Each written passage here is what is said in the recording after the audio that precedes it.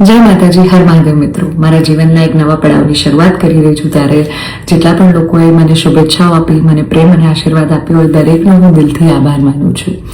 રહી વાત કે મારા સદપણને લઈને છેલ્લા ઘણા સમયથી મીડિયામાં અનેક તર્ક વિતર્ક, અનેક ચર્ચાઓ ચાલી રહી છે, જેને લઈને હું અત્યાર સુધી મૌન હતી, કારણ કે વાત મારા સુધી સીમિત હતી. પણ વાત જ્યારે હવે મારા પરિવાર પર છે, મારા પિતા પર છે, ત્યારે એક દીકરી તરીકે હવે મારાથી સહન નથી થતું અને મને લાગ્યું કે હવે આજે મારે બોલવું પડશે.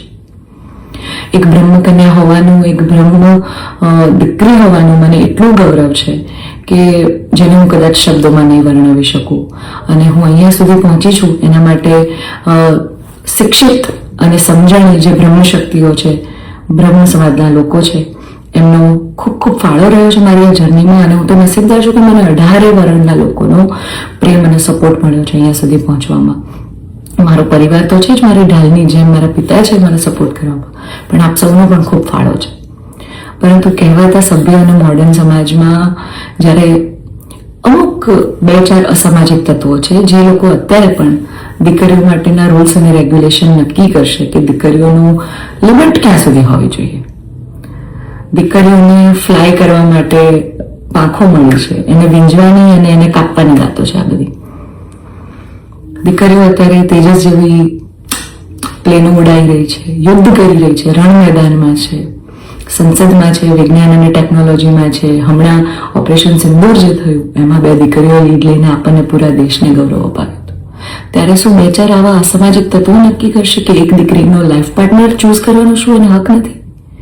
હું બહુ નસીબદાર છું કે મને એવો પરિવાર, એવા પિતા મળ્યા છે જે મારી ખુશીમાં ખુશ થાય છે અને મારા નિર્ણયને જે મેં હરખે વધાવી લીધો છે. કારણ કે ઓફકોર્સ હું એક એવા પરિવારમાં જઈ રહી છું કે જે આખો ભક્તિમય પરિવાર છે. બહુ જ પરિવારના લોકો અને મારો પાર્ટનર પણ એટલો પ્રેમ કરે છે કે જેમને હું જે છું, જેવી છું, જે પણ છું, મને ખૂબ આદરથી, સત્કારથી એ લોકોએ સ્વીકારી છે.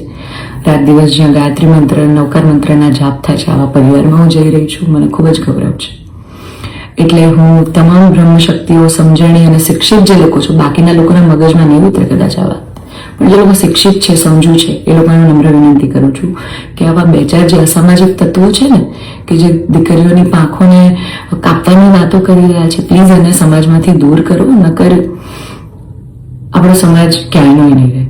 તમે દીકરીઓનું સારું જ કરવા માંગતા હોય ને તો દીકરીઓના શિક્ષણ માટે વાત કરો.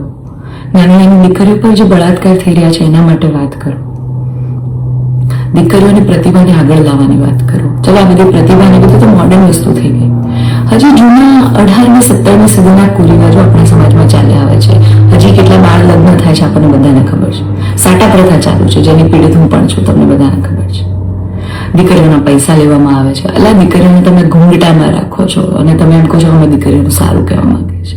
એક બાજુ દીકરીઓ તેજસ જેવી ફ્લાઇટો ઉડાઈ રહી છે, આર્મીમાં છે, નેવીમાં છે, અને એક બાજુ દીકરીઓ ઘૂંઘટામાં છે. એના પરથી જ ખબર પડી જાય છે કે ત્યાં કેટલો વિકાસ છે.